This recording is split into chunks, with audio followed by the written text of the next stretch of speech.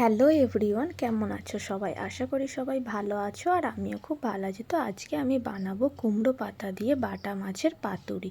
তো এখানে আমি কুমড়ো পাতাটাকে ভালো করে ধুয়ে নিয়েছিলাম। তারপরে কুমড়ো পাতাগুলো থেকে ওই যে একটু সামনে ডাঁটিটা থেকে গেছিলো, ওই ডাঁটিটা আর পিছনের ওই শীষগুলোকে আমি ভালো করে ছাড়িয়ে নিচ্ছিলাম। তো এখানে আমি সব পাতাগুলো থেকেই ভালো করে একে একে আমি ওই সুরগুলোকে ছাড়িয়ে নেবো।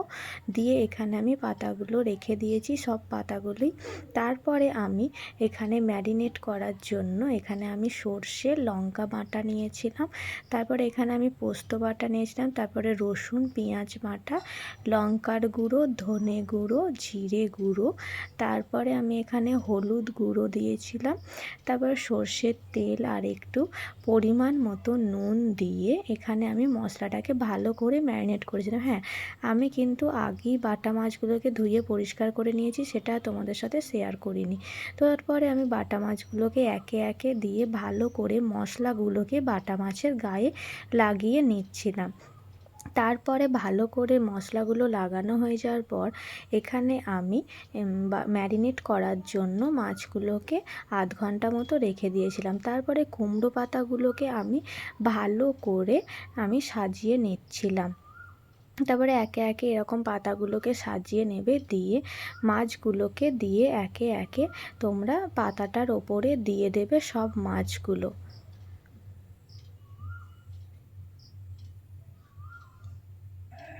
সব মাছগুলোকে ভালো করে দিয়ে দেওয়ার পর এখানে আমি ওপরে কাঁচা লঙ্কা আর সর্ষের তেল ছড়িয়ে দিয়েছিলাম। আমার এই সর্ষের তেলের গন্ধটা ভালো লাগে, আর পাতুরি জিনিসই সর্ষের তেলটা খুব ভালো লাগে, আর কাঁচা লঙ্কার গন্ধটা, তো আমি সেই হিসেবেই দিয়েছিলাম। দিয়ে ওপর থেকে আবারও সব কুমড়ো পাতাগুলোকে দিয়ে আমি ভালো করে মুড়িয়ে নিয়েছিলাম। তো আমি এখানে একটা সিম্পল সুতো আমার কাছে যেটা ছিল সেই সুতো দিই ভালো করে আমি মুড়িয়ে নিচ্ছিলাম। তোমরাও যে এই সুতোই হোক বা সাদা সুতো হোক, যেটা তোমাদের কাছে থাকবে সেরকম সুতো দিয়ে ভালো করে এরকম মুড়িয়ে নেবে। তারপরে এখানে আমি কড়াইতে জল গরম করতে দিয়েছিলাম। তারপর জলটা যখন গরম হয়ে আসে তখন আমি এখানে একটা ঝাঁঝরি থালা দিয়েছিলাম, দিয়ে ওই যে পাতুরিটাকে মুড়ে রেখেছিলাম ওটাকে দিয়ে ভালো করে একটা থালা ঢাকা দিয়ে উল্টে পাল্টে আমি এটাকে ভাপিয়ে নিচ্ছিলাম।